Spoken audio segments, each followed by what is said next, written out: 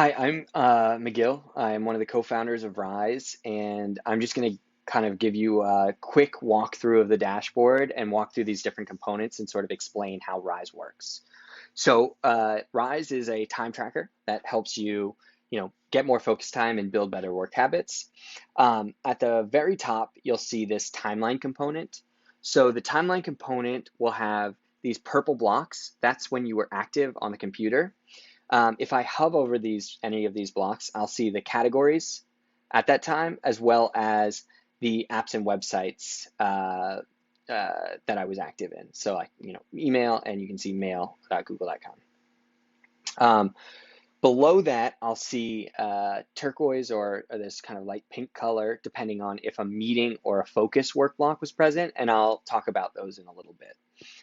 Below that, you have your break timer. So your break timer is a way to manually start breaks in Rise. Break time will not be shown on your timeline, so you can actually see the gaps in my timeline when I took breaks. And the break timer will show you the amount of time that's elapsed since your last break. It will also show you your break to work ratio. A good break to work ratio is generally anywhere between 1 to 2 or 1 to 5. That just is generally something to shoot for. That's about 10 to 20 minutes per hour.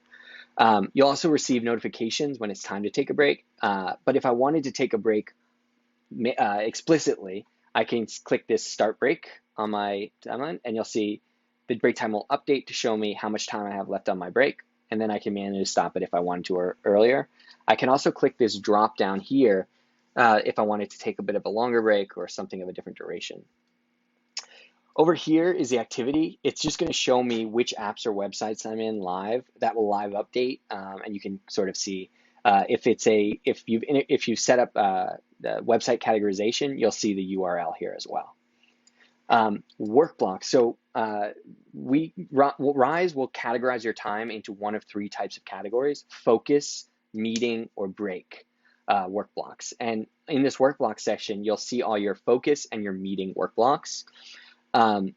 Focus work blocks are created because there are some categories that are considered focus categories and some are considered non-focus categories. So like messaging is considered non-focus, whereas documenting or code is considered focus. You can customize which categories are focus or non-focus in your settings, and I'll show you that at the end of this video. Once you spend a certain amount of time in focus categories for a block of time, we'll automatically create a focus block. So this morning, you can see I was in email and customer support for about 37 minutes, and that's where that focus block was created. If I click in, it will give me stats on this focus block, and it show me which apps or websites were most interrupting, as well as the percent I was focused on, how much I was context switching, and the top apps and websites I was in. Meeting blocks are similarly created. It's just based on the meeting time category. You can also integrate with Google Calendar to get a more accurate view. I can click into them to see some data around the meetings as well. My work hours. Certain categories are considered work, others are considered non-work, like things like social media or entertainment are excluded from work. Again, you can customize these work and non-work categories in your settings, which I'll show. Work hours will include everything, all your time spent in categories considered work, as well as your break time. And then you can set a goal for how many work hours you want to work each day. I have 8, and get a notification when you've reached that threshold. Here, this is your time breakdown between focus, meetings, and breaks. You can click into these to see additional data around your focus score, the quality, and the length of your focus sessions. You can do similar things for your meetings and for your breaks. Below that, you'll see your category breakdown. So I can click on this eyeball to see when I was documenting on the timeline, or when I was in messaging, or when I was in code. I can also click into this if I wanted to recategorize anything like Google Docs, Google Drive. In order to create a custom category, I can just select one from the dropdown, or create custom, and select this create custom option here.